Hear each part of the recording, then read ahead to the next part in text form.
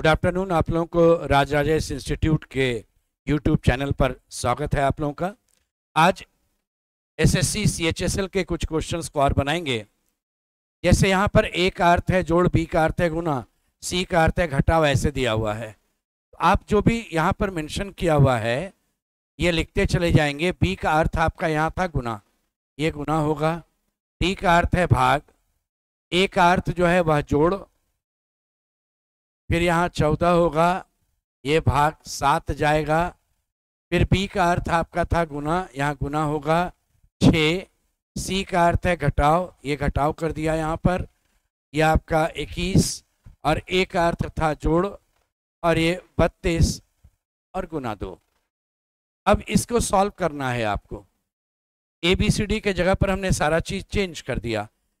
Bracket पहले solve होगा। 13 गुना 9 ये 117 भाग 3, 14 भाग 2 आपका 14 भाग 7 ये 2 होगा, गुना 6 माइनस 21 और 32 गुना 2 64। इसके बाद आप भाग वाले को सॉल्व करेंगे। ब्रैकेट ऑफ डिवीजन बॉडमास में आप जानते हैं, तो ब्रैकेट हो गया, डिवीजन आएगा उसके बाद। ये 117 को 3 से भाग दीजिए, 39। इसके बाद मल्टीप्लिकेशन सॉल्व होगा, 2 गुना 6 12।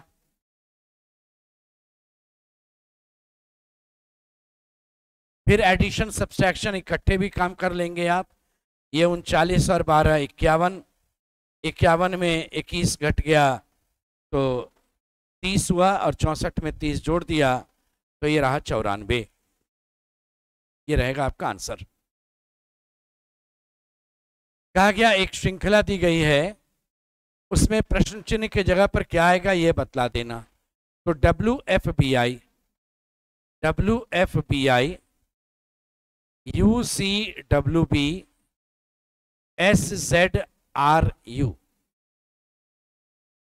आप अल्फाबेट में जो लेटर का पोजीशन है ये लिखकर भी काम कर सकते हैं। 23, ये 21, ये 19, 2 घट गया 2 घट गया 2 घट गया 17। यानी आपका आंसर Q से शुरू होगा। हर एक ऑप्शन में Q था। अब एग्जाम में ना ये चीज थोड़ा ध्यान रखिएगा कि जब हमने ऑप्शन नजर डाला तो हर एक में Q है, तो हम पहला वाला नहीं सॉल्व करेंगे, हम इसको नहीं देखने जाएंगे, समय बर्बाद होगा। हम दूसरे वाले पर चलेंगे। 6, ये 3 घट गया तो 3 आया, इसमें से 3 घटेगा तो ये 0 आएगा। आपका Z जो होता है वह 0 नंबर का अक्षर होता है। आप ऐसे सोचिए, A1 B2 C3, A से पहले Z आएगा अगर तो 1 के पहले 0, Y जो होगा ये -1, ऐसे करते हुए आप चलते हैं। तो Z 0 हो गया, तो फिर यहाँ से 3 आपका और घटेगा। Z को 26 भी बोलते हैं, 3 घटेगा तो 23 होगा। 23 नंबर का अक्षर अल्फाबेट में आपका W होगा। तो W होगा तो आपका नेक्स्ट में जो रहेगा 26 में 3 घटा दिया, ये 23। तो इसी दोनों में से आंसर होने वाला है। ये दोनों कट गया। यहाँ ये 2 होता है, ये 23 है, ये 18 है, बोलिए 5 घट गया। इससे आप 28 भी बोल सकते हैं। 5 घटेगा तो 18 में 5 घटेगा तो 13 होगा, यानी M होगा। विकल्प के हिसाब से यहाँ M है, ये कैंसिल हो गया। चौथा चेक करने का नहीं जरूरत। पहले वाले में सब में Q था, वो नहीं भी चेक करते तो काम हो जाता। केवल इन दोनों को चेक करके आप अपना आंसर डिसाइड कर लेते।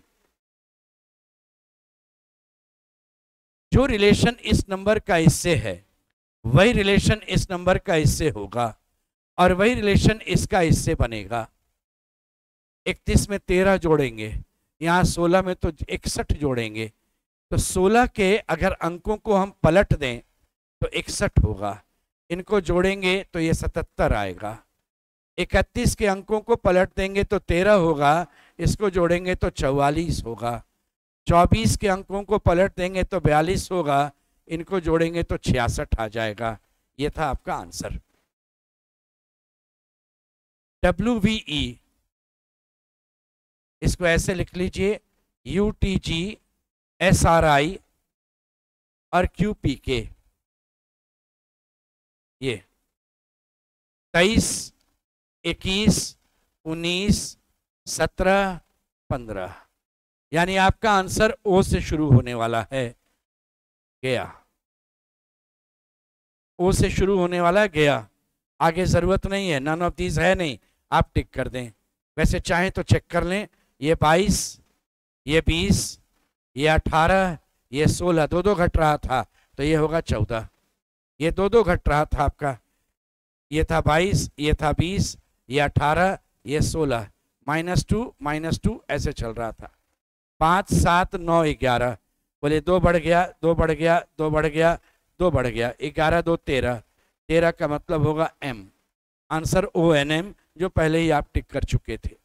इसलिए जब इस तरह के क्वेश्चंस को आप बनाते हैं और एक लेटर का जैसे डिसाइड होगा, ऑप्शन पर एक नज़र डालिए, हो सकता है एक ही ऑप्शन में वो था ओ, यहाँ बाकी चेक करने का ज़रूरत ही नहीं, आपका आंसर तैयार हो गया, समय बच जाएगा वहाँ पर। कहा कि जो एक यहाँ पर एक अरेंजमेंट है और इस जगह पर एक मिरर दिया, कहा कि दाहिने बाएं मिरर है यहाँ पर, तो मिरर इमेज कॉन्सेप्ट काम करेगा। मिरर इमेज कॉन्सेप्ट जो दर्पण प्रतिबिंब होता है ना, उसका बेसिक होता है हर एक बायां दायां और हर एक दायां बायां बन जाता है। वहाँ पर क्या कीजिएगा, रफ पेपर आपका रहेगा, रफ पेपर पर आप इसे लिख लेंगे। जैसे मैं अभी रफ पेपर पर लिख लेता हूँ इसे, देखिए ये आपका रफ पेपर रहेगा। आप क्या कीजिएगा, ये रफ पेपर है, कुछ नहीं लिखा हुआ भी है, ब्लैंक एकदम, आप रफ पेपर पर इस क्वेश्चन को लिख लेंगे। 9P 7N 5L हम लिख लेते हैं इसको, 9P 7N और 5L, आप इसको लिख लें। रफ पेपर पर आप इसे लिख लेंगे। देखिए मैंने इसे लिख लिया यहाँ, ये रफ पेपर पर आपका लिखा गया। जब मिरर इमेज कॉन्सेप्ट पूछेगा तो आप इसको बायां दायां पलट दीजिएगा ऐसे, और जब वाटर इमेज कॉन्सेप्ट पूछेगा तो आप ऐसे ऊपर नीचे कर दीजिएगा। यानी आईना जब नीचे होता है, ऊपर होता है तो वाटर इमेज कॉन्सेप्ट, बायां दायां होता है तो मिरर इमेज कॉन्सेप्ट। आप इसको इधर से पलट दीजिए।